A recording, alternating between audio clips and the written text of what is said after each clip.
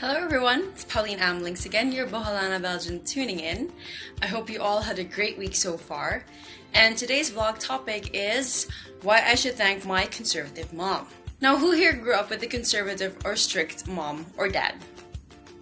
And in this vlog, I will be sharing some of my thoughts regarding growing up with a conservative mom or strict mom, and also how it benefited me now as a person. So I'll just be sharing some experiences, and who knows, maybe you and I will have something in common. So now when it comes to living with a strict or conservative mom, in terms of allowance, my mom used to give me just a saktong allowance. My allowance was enough for me to buy the food I needed, the drinks, other necessities, but it didn't leave much over for me to buy other things I wanted.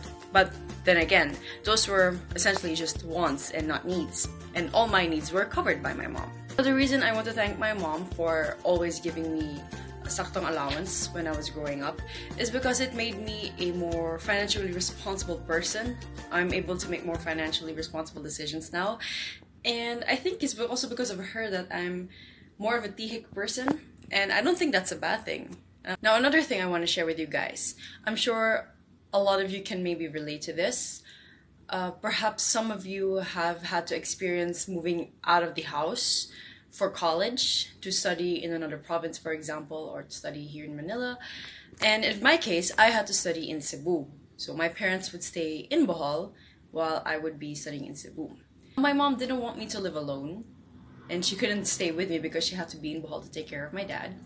So she put me in a dormitory that was owned by the school, no less. So imagine that dormitory having very strict rules and limitations, all of which were all according to my mom's plans for me, or according to my mom's rules of protection.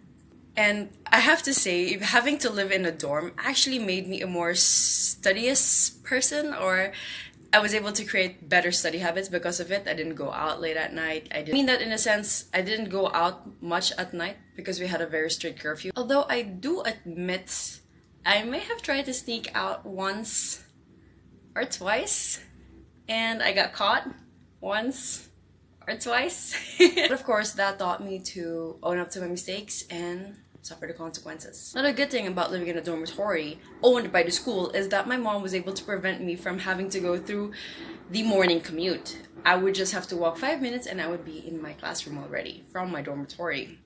Also, going back or circling back to the not going out late at night because of the curfew, I think it was also my mom's way of protecting me from falling prey to people with bad intentions, perhaps.